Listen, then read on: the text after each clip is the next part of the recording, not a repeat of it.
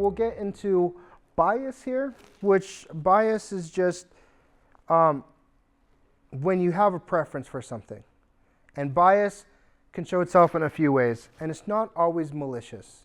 It's not always, a bias isn't always hateful. It may just be how I think. I mean, it's not always obvious either. It can hide in tone and word choice or what's not being said. AIs have bias towards themselves. They're great, right? So when it comes to issues, of course it was OpenAI that made the mistake and not Grok. You know, of course Claude messes up all the time, but not Gemini. Bias will show up in how it talks to you and how it doesn't. AI avoids risk by giving generic, non-committal answers. The politician way out. It's easy, it doesn't get in trouble. It's showing the bias of its creators.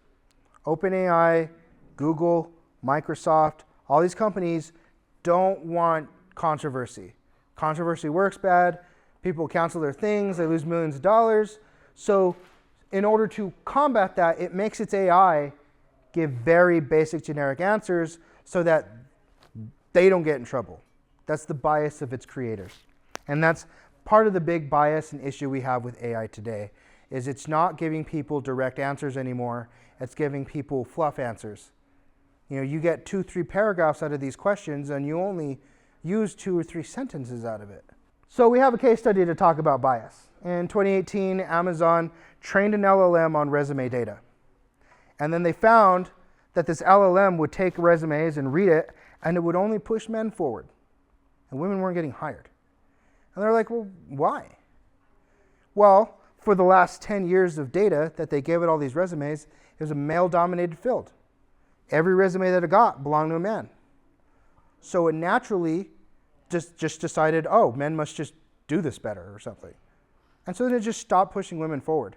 And they didn't even catch that for a while.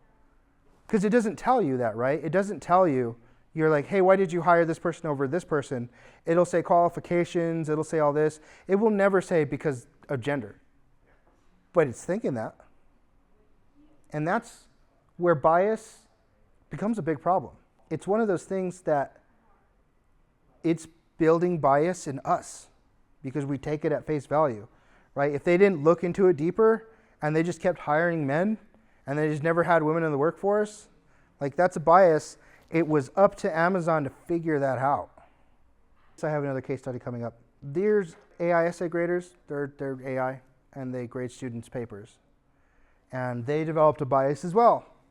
When you learn English, you learn very simple words, and it makes your sentence structure much different than us who are very accustomed, because we take shortcuts.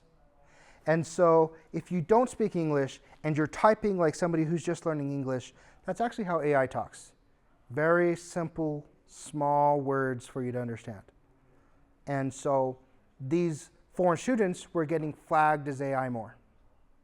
And so they were getting penalized for it. And that's a bias. The side thing I would hope people get from this is communication.